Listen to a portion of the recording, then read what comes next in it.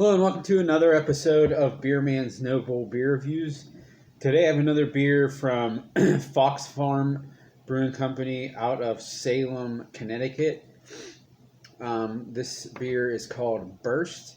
So I did a review for another IPA of theirs called Bluster, but I think that was a one-off. I believe this is their flagship IPA. So this one they don't list what's in it, which I understand that. I know a lot of breweries don't list what's in their flagship IPA. I understand that. If it's a one-off, who cares? But if it's something you're going to make all the time, you don't want to give away. But it doesn't say hazy or New England style, even though it is from New England. It just says unfiltered IPA, which I actually like that term a lot because then there's not really any expectation of what you're excuse me, of what the beer's going to look or taste like. It just means it's unfiltered. So it could be, slightly cloudy. It could be, look like orange juice, but it just means unfiltered. I like that term. And it is 7.0 ABV. So I have not had this before. Crack it open and see what we got.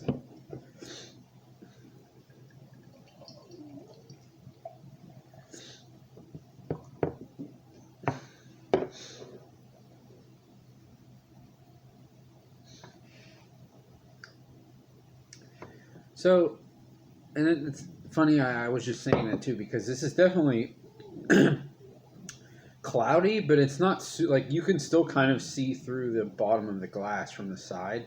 So it's cloudy, and you can't see my finger through there, but it's like just cloudy enough where you can. It's not like, doesn't look like orange juice, with a really nice big fluffy white head. Oh, that's pungent. Lots of peach ring and pineapple. There's a little bit of like weedy dankness character. And I get like candied orange. I wouldn't necessarily say like orange juice, but like candied orange, something sweeter. And then it's a little bready as well, but it smells really good. It's very pungent.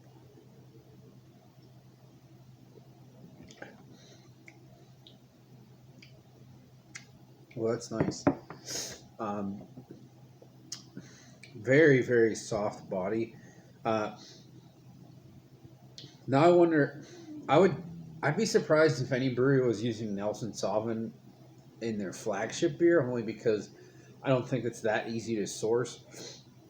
So you want to use hops that you can get all the time, but this has like that white wine character that Nelson Sauvin has.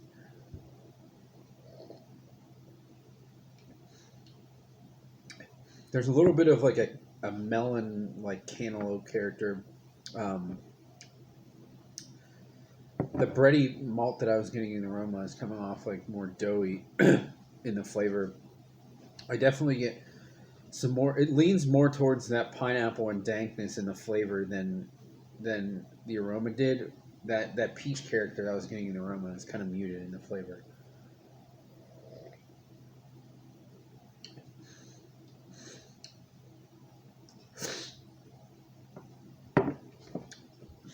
But I like how it doesn't come off like residually sweet at all.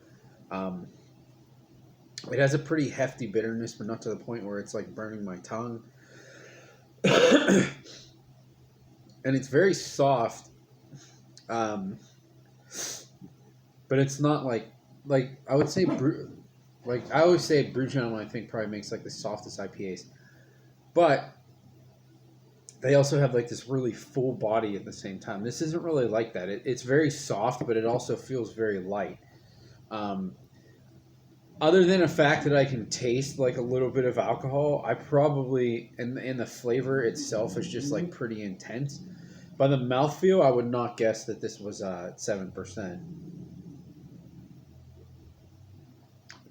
But that's kind of the goal of making those IPAs are super soft because they feel more drinkable, or they feel super drinkable even though they're stronger. There also is something in this that's a little like minerally. which kind of reminds me of Hill Farmstead's hoppy beers. So, I mean, I get it. It's Connecticut. It's not Vermont, and it's not coming from well water on a farm like Hill Farmstead. But there's something about the that minerally flavor and just like the body itself. It kind of reminds me of the Hill Farmstead hoppy beers, and also just because it is what I would call unfiltered, but not an intentionally hazy beer, and that's really what Hill Farmstead IPAs are too. They're unfiltered to provide the biggest, freshest hop flavors, but I don't think that they ever were intentionally trying to make it like super cloudy that you couldn't see through it. Um, so yeah, this is really good. If I could, this is I don't know that I would say it's better than the best stuff that I could get locally, but I would say it's as good. And I don't remember what this cost, but I'm gonna make the assumption, somewhere between $4 to $5 a can, which is the norm. Uh, if this was available locally, I would buy this again. Would I trade for it again? I didn't trade for this. I got it in a trade, but it was kind of like extras for the bottles that I was actually really going for. Um, would I trade for it specifically? No, but there's pretty much like no IPAs that I would trade for on their own. So that's neither here nor there. But if it was available locally, I would absolutely buy this. It's a very good IPA. I would say I probably like that Bluster that I did a review for from them a little bit better.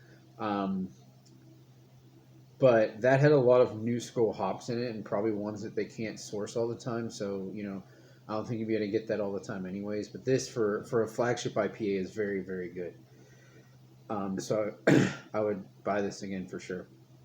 But I think that's all I got on this one. Please like, comment, subscribe. Let me know what you think, and I look forward to doing the next one. Thanks.